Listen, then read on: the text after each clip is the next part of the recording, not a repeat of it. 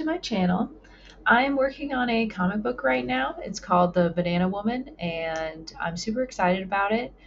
But basically, I decided I wanted to start making videos so that I would actually have an audience when I was ready to share it. So I'm going to be sharing some works in progress, and today I'm starting with working on a comic book cover.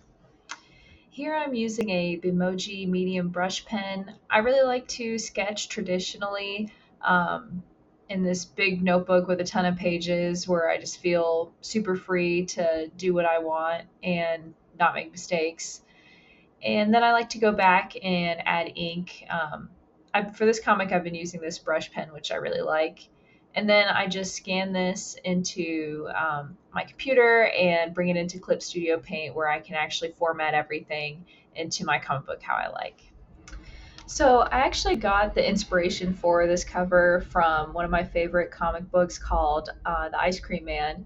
And I looked to that comic for inspiration because it's one of my favorite horror comics, and I wanted to convey the genre of my comic through the cover, which is the genre of my comic is historical fiction slash horror. And so I looked at those and I saw one cover, and I'll show it here, where he's holding up the ice cream cone, and that is kind of like the center of the image.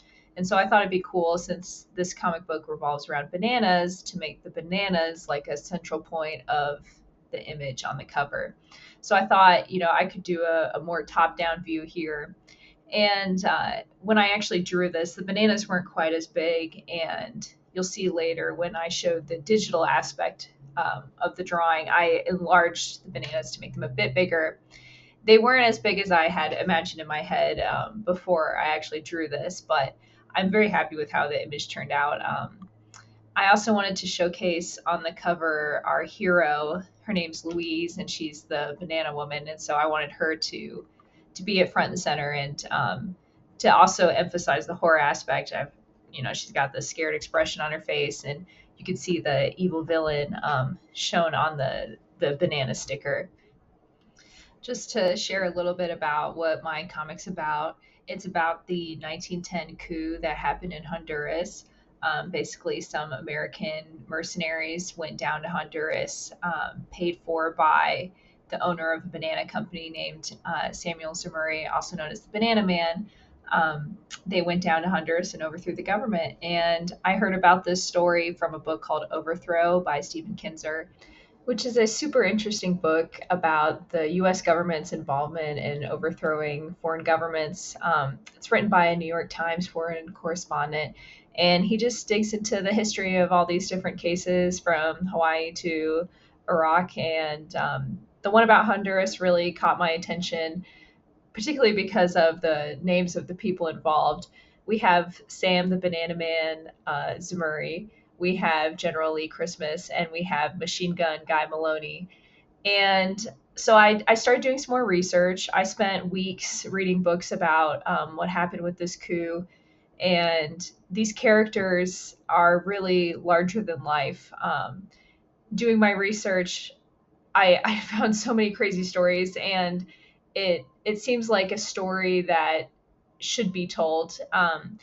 And the way a lot of these books talk about these characters is like they're heroes. They went down to Honduras, and they took what's theirs, and they're like folk heroes. And so I really wanted to show the flip side of that story. And so, I focused on the banana woman. So she's like the counterpart to the banana man, and how she has struggled, and the impact the coup has had on people who actually live in Honduras. In this last section here, you can see me coloring using Clip Studio Paint. So I actually learned this method of coloring from Color with Kurt on YouTube, which I highly recommend, where you basically use the lasso tool to fill in with color. I used colors that I have already used on some of the internal pages of the book.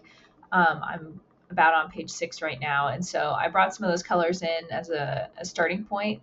But basically, I wanted her outfit to be very colorful and eye-catching since it was on the cover. So I used a reference photo of a Garifuna traditional outfit for as a reference for this image. And luckily, Clip Studio Paint has this time lapse feature, so I was able to just capture this process easily through Clip Studio and export it.